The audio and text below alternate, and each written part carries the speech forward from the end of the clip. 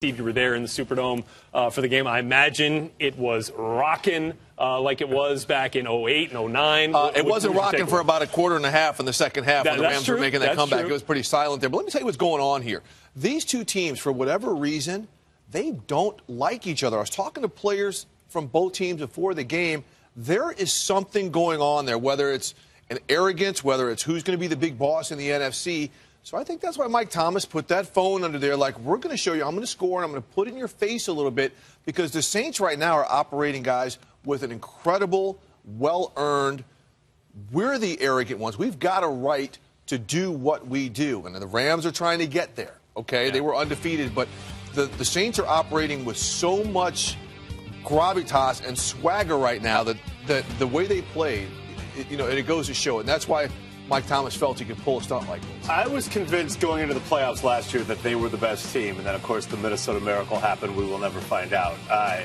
This year started so poorly for them. They got lit up by the Buccaneers, right, and then as it usually does. Should have lost to the Browns, internal discord and all. If it wasn't for a missed kick, they would have lost to the Browns. And now, you're right, they're playing at an insanely high level. Drew Brees may look in that clip like a politician who's visiting a disaster site with the sleeves rolled up and the open collar.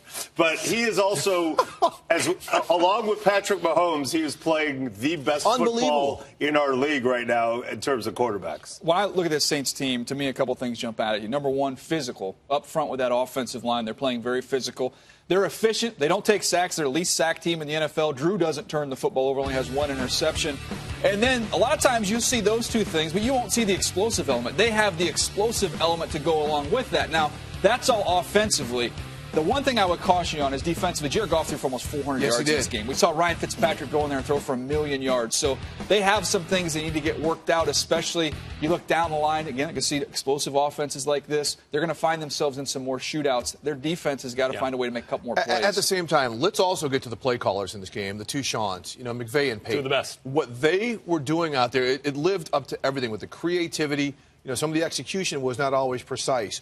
But what Sean Payton was able to do, I think he was a little bit of getting his team on the edge because he's hearing so much about Sean McVay and him being such a Svengali. Yeah.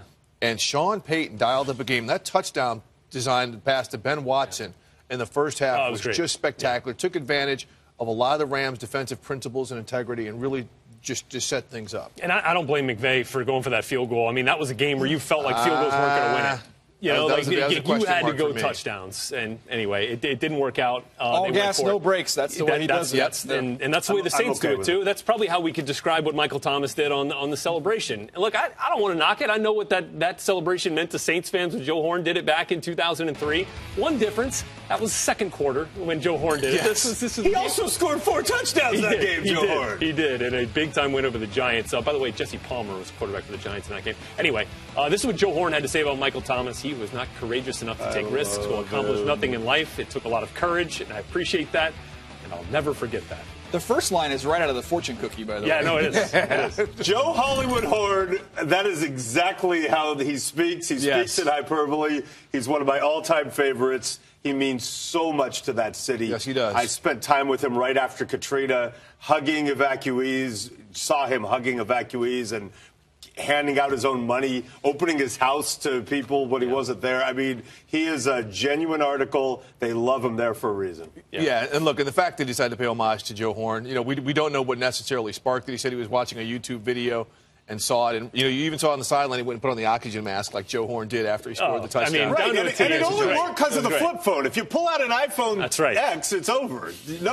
No, it was impressive, indeed. As Jim Trotter put it in the headline of his piece, swaggering Saints get the victory. Absolutely. They got that swagger.